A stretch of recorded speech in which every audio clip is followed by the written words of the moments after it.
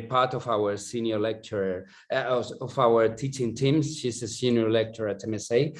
She's a qualified architect, but is also a writer. So he's writing literature for young adults and children. She also has an award with a name that I cannot read, which should be something like Kornel Makuszyński, a Polish Nationwide Literary Award. So the session is about unreal cities. We are going to start with Malcolm's presentation. So I will share the screen and show you this presentation. In the meantime, we want you to prepare a few questions that are related to these two topics, because we will open the debate with all the questions after both presentations, okay? So Malcolm, I'm going to share your presentation right now. Thank you, and thanks very much for this opportunity to share some thinking with you. We went to the next picture, please. Next slide. That's great. T.S. Eliot describes London as the unreal city. Now, this is odd because he lived in London. He had a flat in Bloomsbury, an office at Lloyd's Bank in the city, and then later at the publisher Faber and Faber in the West End. In his epic poem, The Wasteland, published in 1922, he cites real places: London Bridge, King William Street, the Church of St. Mary Woolnoth, all of which were on his daily route to Lloyd's, walking through the city. But these real places are screens onto which he projects memories, associations, ideas, and hence an unreal city, co-present with the real city, but in the poem much more important than the real city. He also uses the phrase unreal city. Next picture, please.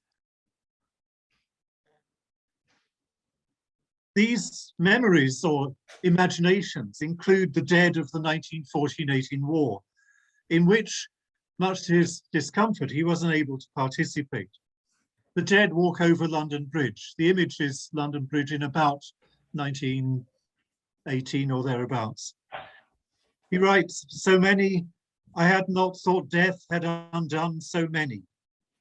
But the projection is also personal. The unease of a failing marriage, universalized as unease with a fast-changing world under permanent threat of catastrophe. In the heart of a thriving, rich imperial city, with all its institutions of civilization, he writes, "A rat crept softly through the vegetation." Now, you may think it's just a poem, and it's a really old one too, and Eliot is now dead and so on. Actually, nearly all my work is about dead German men, so here's a dead Englishman. But The Wasteland is arguably the best known 20th century poem in English about the urban environment. In an odd sort of way, it's very modernist in its use of a montage of voices, the narrator, street life, all kinds of voices come in here, little scenes. So in that sense, it is absolutely modernist in technique, but it is romantic in its nostalgia for a lost golden age, which Eliot locates in Elizabethan England. His attempts at street level dialogue were quite wooden. For example, the scene at closing time at the pub, and were rewritten extensively by his wife, Vivian Haigh Wood. But beside that, there is a personal dialogue. What are you thinking? Yeah, and do go to the next one. What are you thinking? I never know what you are thinking. To which the poet narrator replies, I think we are in Rat's Alley, where the dead men lost their bones. Two passages stand out in the way they're written in this poem as short rhyming lines. The rest of it is in blank verse. It's very modernist in form. These two sections are very traditional, and I think give cameo images of the present and the past that Eliot is trying to put forward. And for him, bear in mind, it's the past that is the reality he would like to join. So I'm just going to read those to you.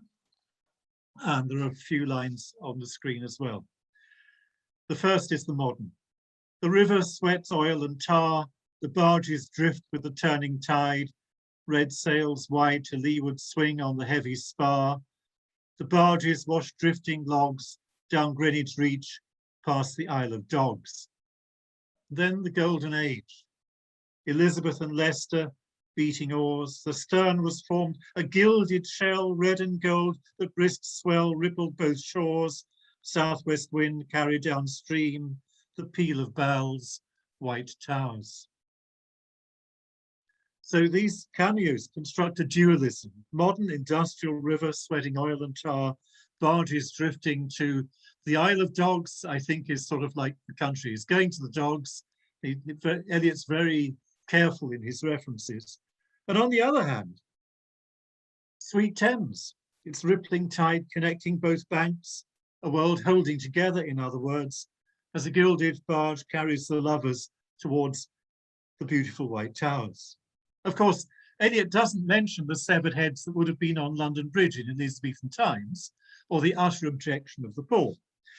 But this is romantic poetry, not social history, and it fills a void in Eliot's life.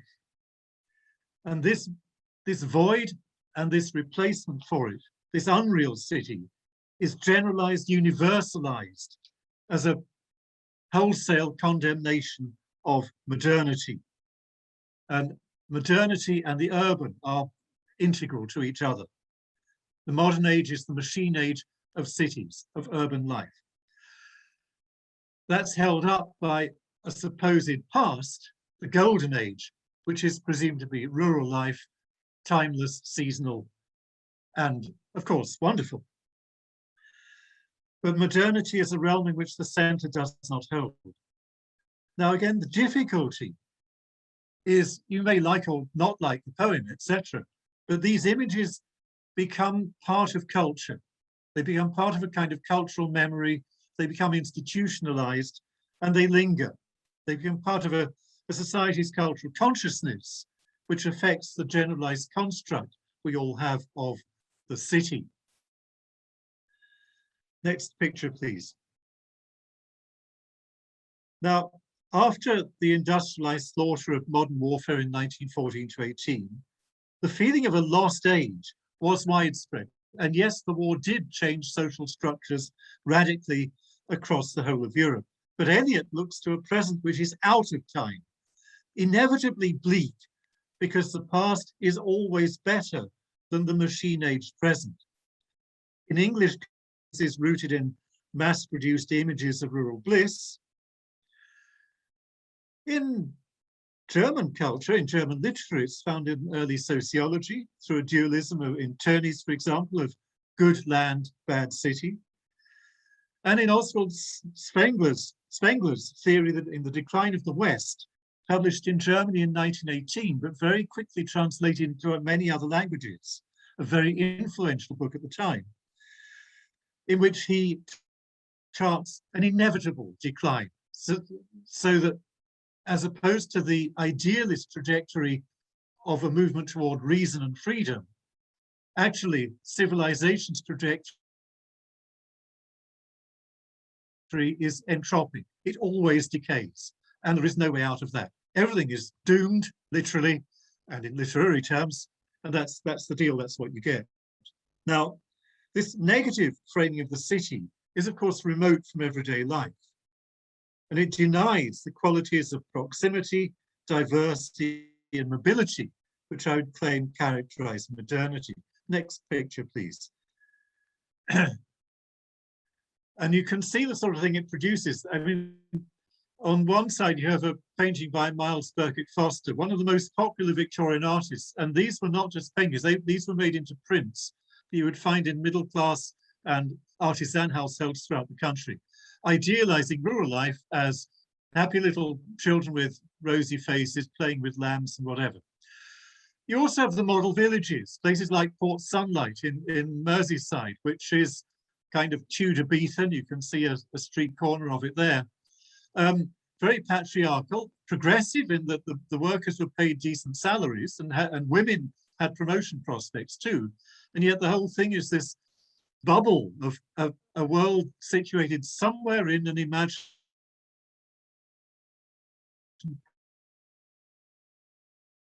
go. This whole denial of the present is a flight from conflict, which informs white suburban defensiveness, discussed in Richard Sennett's book, The Uses of Disorder, published in 1970, produces places like Port Sunlight, and the half-timbered facades of suburban housing in the 90s. I think the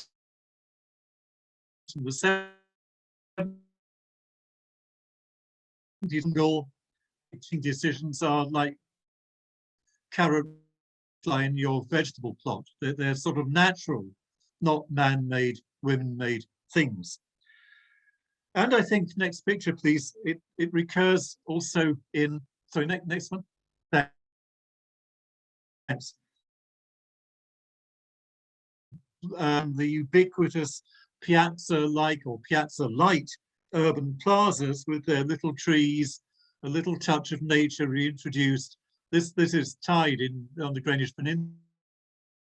The most peculiar development, which doesn't, I mean, this walkway doesn't need to be there at all because it's a walkway over another walkway. But it seems typical of this almost unavoidable imperative to put these little piazza-like spaces, partly I think because Richard Rogers thought it would do something for democracy, which it doesn't, by the way, but also the way that they're greened is a hark back to the same kind of thinking, I would suggest, that you get in places like Port Sunlight. Now, this is actually more than a debate about planning. Spengler locates vitality, the life spirit, in a lost rural world. And this contributes to a reactionary culture of blood and soil in the 1930s. And I think there is a direct line between those discussions of the rural, the world of the soil and the seasons, and then in a very particular form under fascism, the ideology of blood and soil. So this stuff is tainted. The same anti-urban, anti-modern sentiment is voiced by F.R. Leavis, Cambridge professor of English, and the leading pro-Eliot critic in the 1930s, who writes, "The incessant rapid change that characterizes the machine age is the final uprooting of the immemorial ways of life rooted in the soil." And bear in mind the popularity of radio programs like Gardener's Question Time, which has been on the air for about 6 years. I do sometimes listen to it, by the way, so we're all affected by this. West religious mélange techniques. There is also distrust of civilization and the fear that barbarism is always under the surface. And this is partly explained by the industrialization of war in 1914-18, and later the industrialization of genocide and Holocaust, which I think is closely reflected in the writings of Samuel Beckett, but that's another story. And I think it also reproduces the dualistic method of thinking. Jennifer Robinson writes in Ordinary Cities, next image please, and modernity of the Western city is often dependent on figureless traditional and primitive. Contemporary thinking about cities silently reproduces the idea of an eternal savagery to support a hierarchical analysis of cities in which some get to be creative and others deficient, still tainted by the not modern, are placed on the side of the primitive. Next image, please. In the 19th century, the primitive was non-European. Things made by Black people put in ethnographic museums as evidence of white supremacy. And that hasn't entirely ever disappeared, I suspect. In Baudelaire's Paris, the mid-19th century, it was represented by the rag picker, making a living from picking over rubbish and animal and occasionally human corpses on the city's edge. And Paris did have a material wasteland. It was a real place called the Zone, where very poor people lived in informal settlements, as you can see in two images on the screen now. But these edgelands as a threat to civic order, as a result of which the prefect of Paris, Monsieur Poubelle, introduced the legal requirement of dustbins, in French called poubelles, and the municipal, which put the rag pickers out of business. Next image, please. Underlying this form of modernization, which is equivalent to the reactionary rhetoric of law and order, is a model of center margin. The center identifies the agenda. Everything around it becomes the margin. And this is not only theoretical, this is real. If you look at Anfield in Liverpool, you see on one side the new football stadium, which is built, is there now. In fact, I saw it a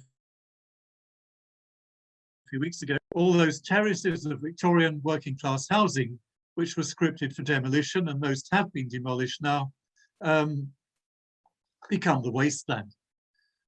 What happens here, mind, is that the edgelands, because this is not very far from the centre, and obviously Liverpool, being the best football club in the world, has a stadium which is a major landmark. So I think we have a whole set of dualisms here.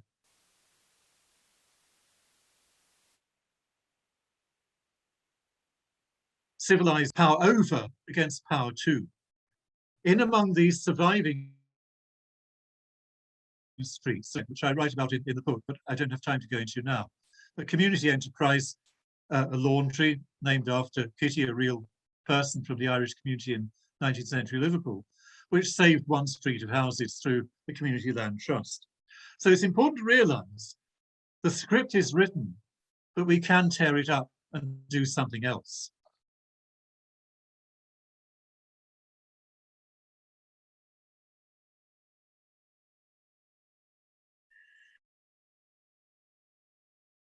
Stand in the way.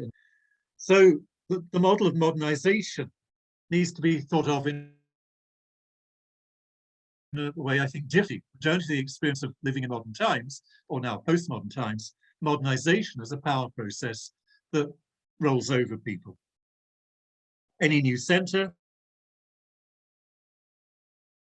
races where life continues under the radar.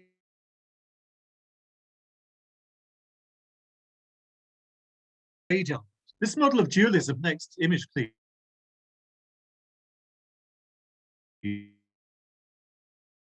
is radical in culture in the 1910s to 30s. For example, the poet Blaise Cendrars, working with the painter and designer Sonia Delaunay on the prose of the Trans-Siberian and Little Jean of Paris.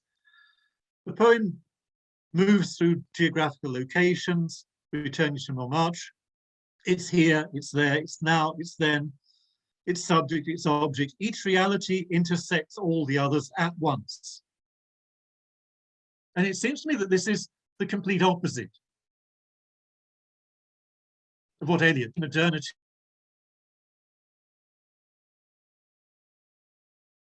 as all changes us, and actually that's great. It's really rather good. It's vital.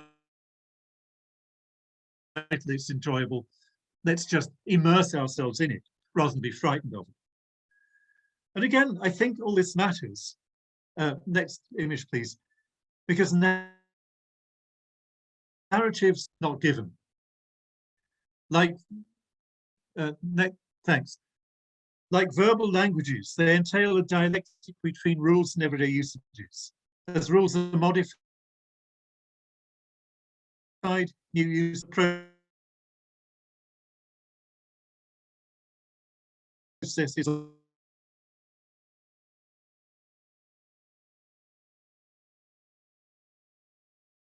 always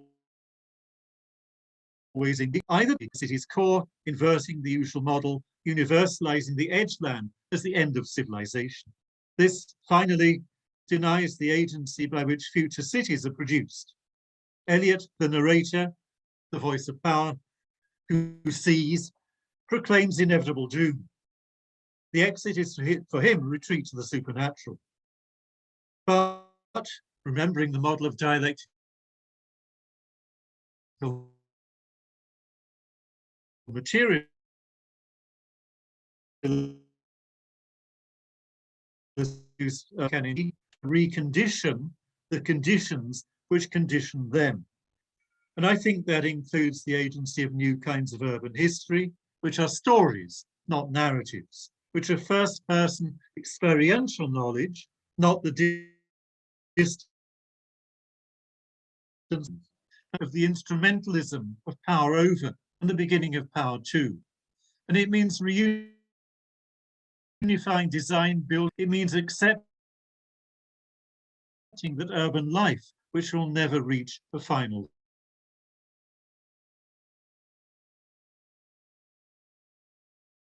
form. Now, but I want to end with this first card. Now, Eliot on one side, a whole park of very modernist buildings.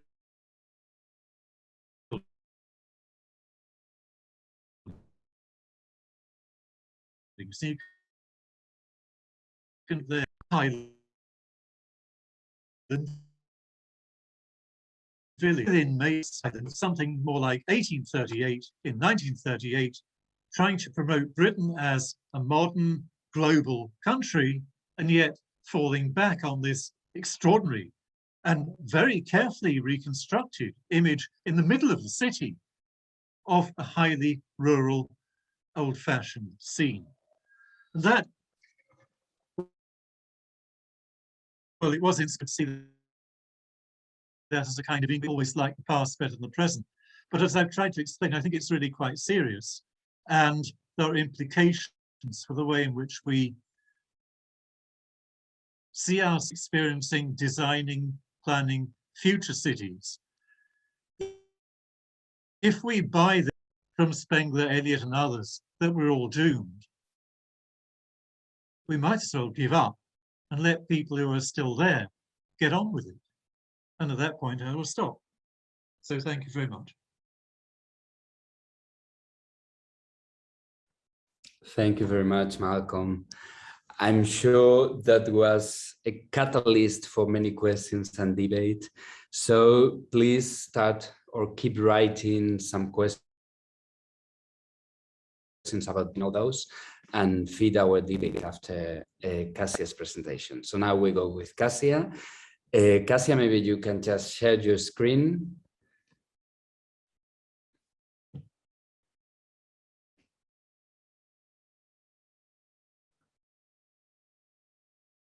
Perfect. Go for it.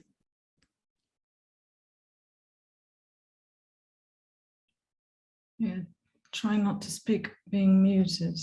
Okay, cool. Right. So Edgelands, that word already appeared in Malcolm's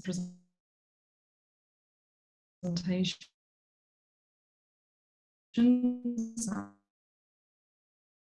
Edgelands, so I'm going to start heavyweight, Ludwig Wittgenstein, and his famous sentence, "The limits of my language mean the limits of my word." In other words, if you can't name something, it will remain invisible to you. What if there were spaces that are invisible, as if shrouded in an invisibility cloak, perfect to hide, conspire, and escape? You know those spaces very well, you pass them every day, but you probably never pay them enough attention to grace them with a name.